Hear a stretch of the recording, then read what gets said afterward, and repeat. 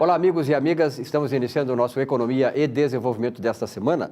Lembrando que eu estive essa semana, nesse meio de semana, lá na Associação Gaúcha de Supermercados e o presidente Antônio César Longo mostrou ali o ranking dos supermercados gaúchos. Vamos passar no próximo programa, até porque o ranking será entregue, a premiação, no dia 16, lá em festividade no Grêmio Náutico União, em que o programa também estará presente. Mas para você ter uma ideia apenas, né, o supermercado de maior faturamento e nível de empregos no Rio Grande do Sul, claro que só podia ser uma multinacional, a Walmart, que tem quase 10 mil funcionários e um faturamento de 6 bilhões de reais ano aqui no Rio Grande do Sul, um dos mais importantes supermercados do Brasil. Mas o fenômeno no Rio Grande do Sul é que os pequenos supermercados, e inclusive Porto Alegre, cidades como Canoas, Gravataí, Cachoeirinha, Lajeado, várias cidades do interior estão despontando também, trazendo nomes de supermercados do interior do estado para um ranking mais aproximado aos maiores supermercados do Rio Grande do Sul, um processo de amadurecimento, de crescimento, né, de qualificação dos serviços.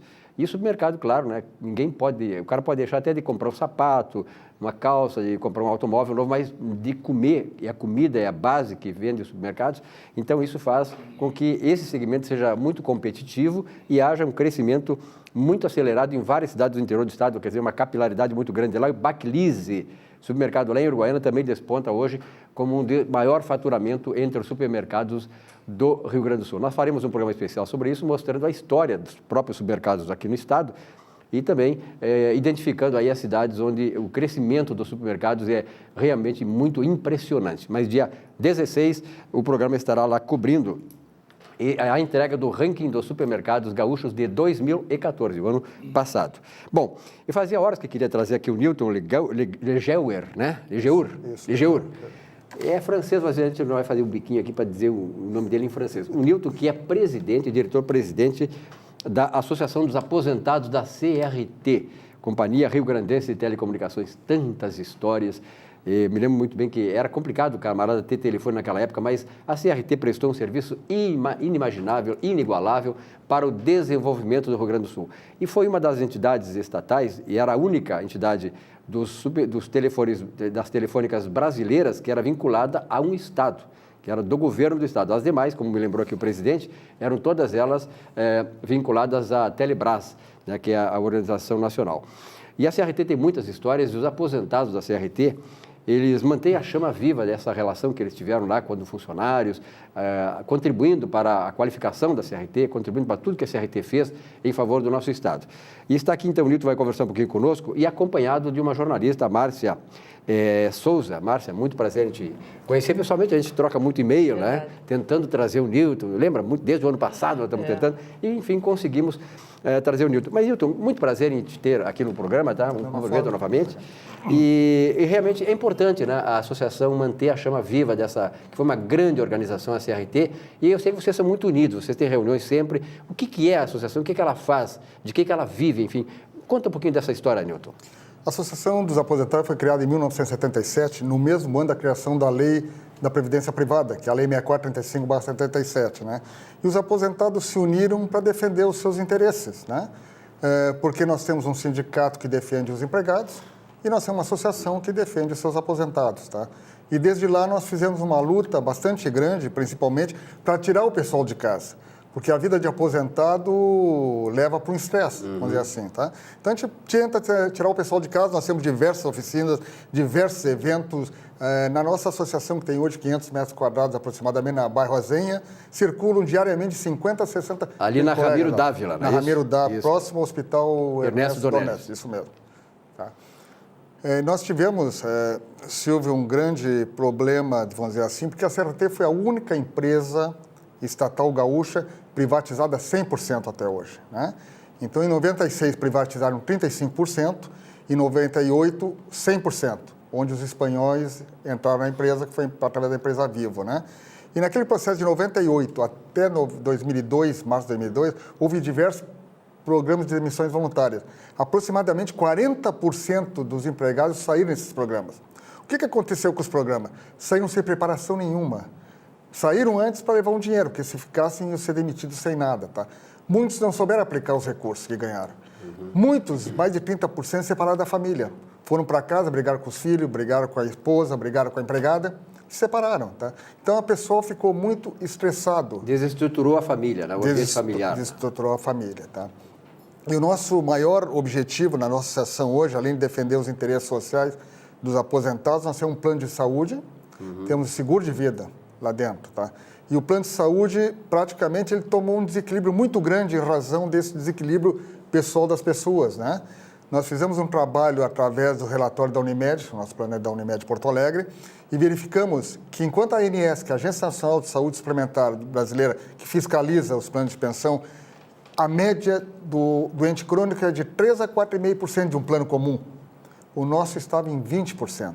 E esses 20% consumiu 60% do custo da Unimed. Então, 20 consome 60%, 80% consome 40%. Um desequilíbrio total, né? Nossos reajustes anuais estão em 25%. Se nós não tivéssemos feito nada 3 anos atrás, daqui 2, 3 anos não teríamos mais plano de saúde. Tranquilamente. E realmente se pode ver assim que a entidade era uma forma de congracionar o pessoal, né? De fazer com que eles possam, de uma certa maneira, ter uma sobrevida melhor. Sim. Porque o camarada imagina o camarada, que nós já não nos preparamos na vida, isso é uma coisa histórica do latino-americano, para uma situação de envelhecimento. Eu me lembro que quando eu nasci, em 51, eu estou com 64 anos, a estimativa de vida, a longevidade de vida do brasileiro era de 46 anos. 46 anos a 64 anos. Hoje nós temos uma longevidade em torno de 70 anos, 68, 69 anos para o homem e um pouco mais para a mulher. Quer dizer, então nós crescemos, quer dizer, nós vivemos mais, nos aposentamos muitas vezes mais cedo em função da legislação que existe e tal, e não sabemos o que fazer depois. Então eu cumprimento vocês porque realmente a associação, pelo que eu vejo, ela tem essa função também de congregacionar, de fazer com que eles tenham uma sobrevida, tenham um ambiente acolhedor. Isso é muito importante.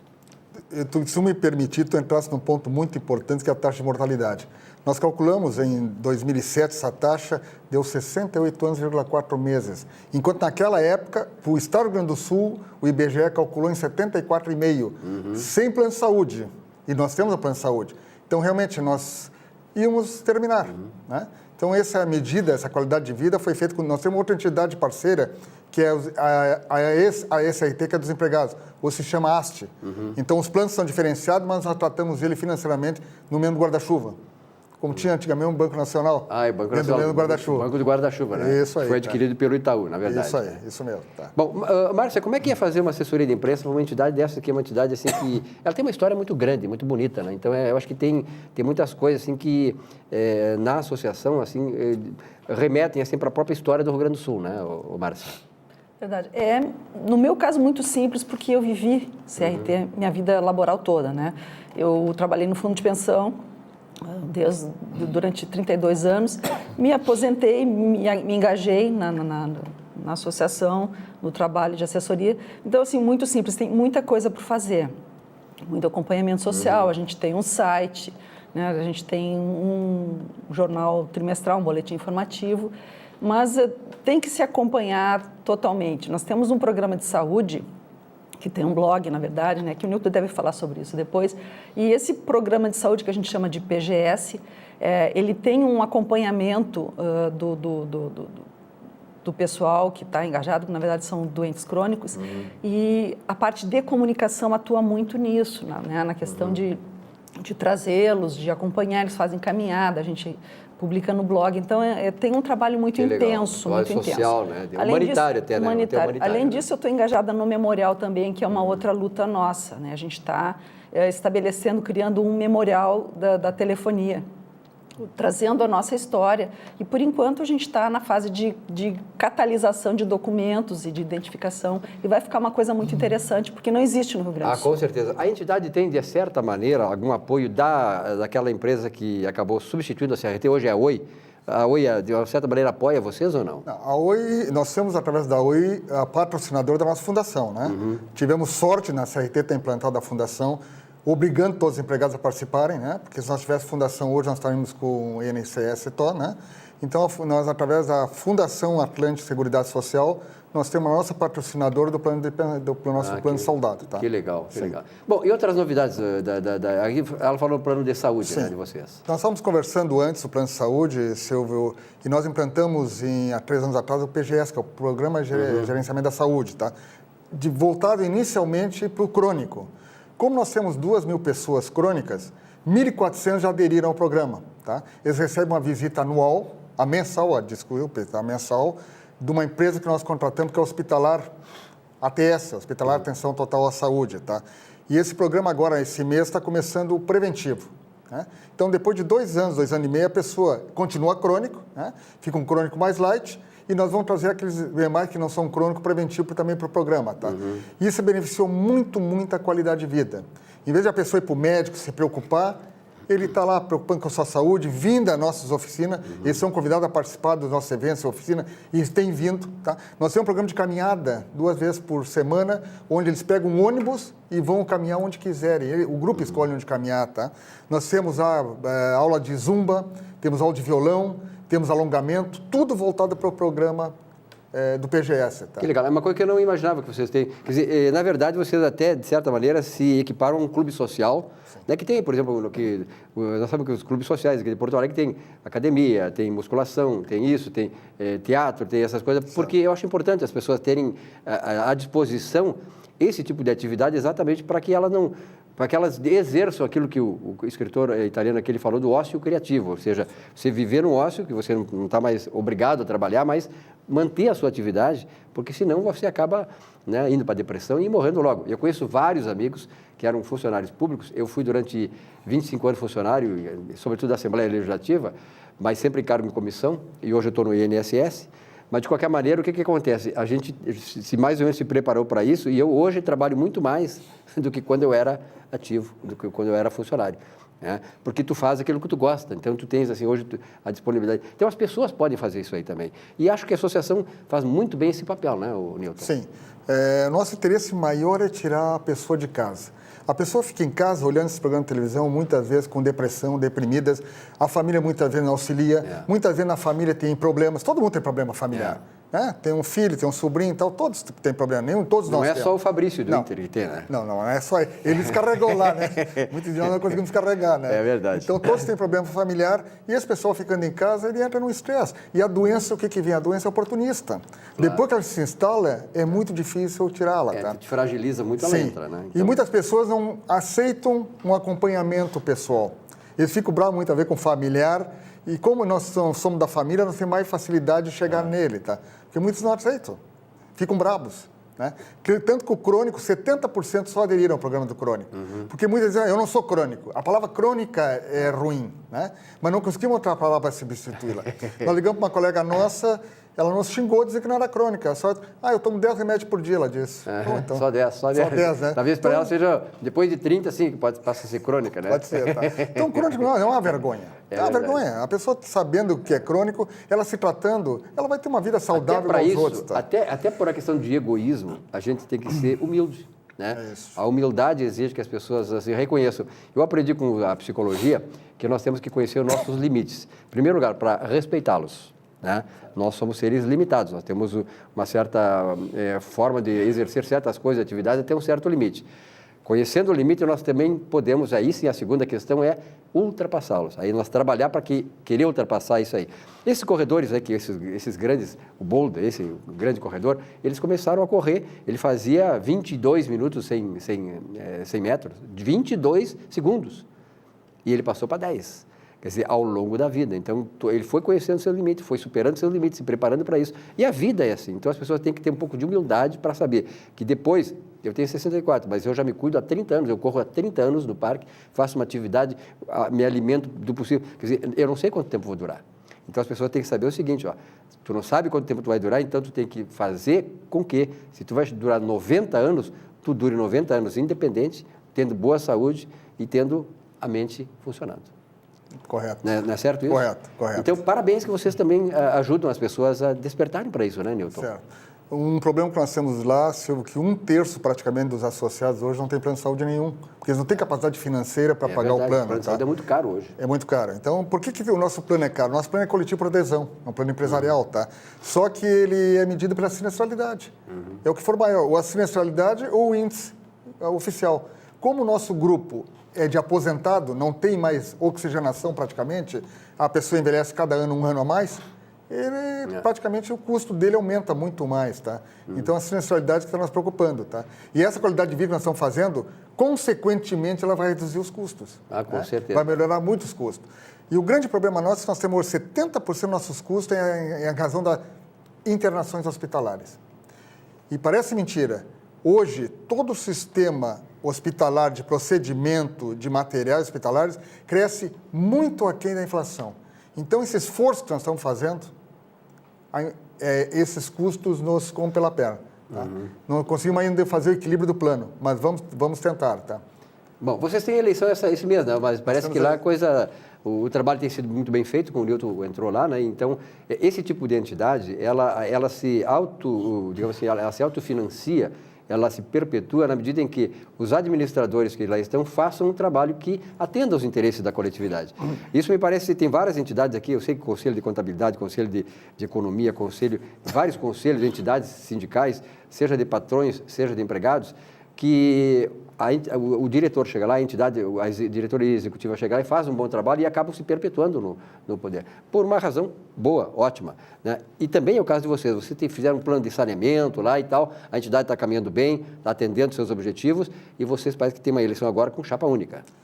O dia 7, terça-feira passada, venceu o prazo de inscrição de chapas e só o Conselho de Administração, estatutariamente, ele nomeou a chapa, a sugestão que é chamada, tá? Onde nós estamos juntos. Sim. A Márcia também está fazendo parte agora na próxima como diretor social, tá? Legal. E as eleições vão ser dia 29 por aclamação. Por aclamação. Isso. Então, parabéns, porque isso aí já mostra que o pessoal está satisfeito contigo, né? Que se não tivesse, sempre caria uma chapa de oposição, né? Isso é natural das entidades. Não é coisa que... Não, é natural. Só que quando há, digamos assim, esse entendimento de continuar, é porque a continuação vale a pena exercer. Certo. Uma coisa que também tivemos bastante ganho, Silvio, foi trazer o interior para dentro da associação. Muito bom, muito bom. O interior está longe da sede, tem mais verdade, dificuldade. Tá? Nós temos 70% do grupo Porto Alegre, dentro de Porto Alegre, e 30% no interior.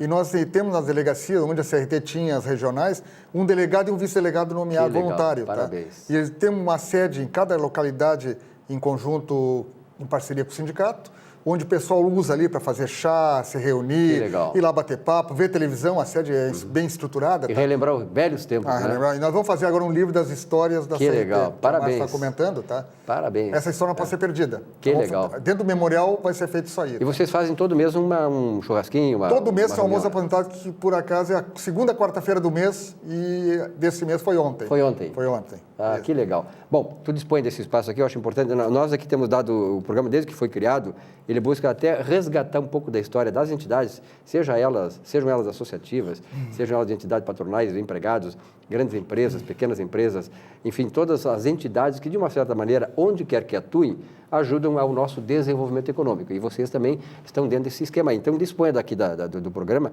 para contar essa história toda, e renovar e trazer gente. Aliás, contar um pouquinho da história da CRT, né? Certo. Eu me lembro, e com certeza eu vou falar para muitas pessoas também que tiveram essas experiências. Quando eu vim para Porto Alegre, a gente se encontrava com as namoradas, aonde? Na frente da CRT. Na frente da CRT. Quer dizer, então, olha que eu sei que você está lembrando disso, né? Ali era um ponto de referência em Porto Alegre. E quando a gente veio para cá e queria telefonar, digamos, para a praia, para a Uruguaiana, que era a minha terra, ia lá e fazia fila na CRT, ser chamado pela telefonista, olha, está na linha. Demorava, às vezes, 2, 3 horas, mas era maravilhoso, né? Aquele tempo maravilhoso. Então, essas histórias vamos contar, né? Certo. Nilton, um grande abraço, muito obrigado aqui. Márcia, parabéns. Sucesso lá, né? E disponha sempre da gente aqui, viu? Muito obrigado pela oportunidade, tá? Um rápido intervalo, nossa Economia e Desenvolvimento volta já já. Fica aí.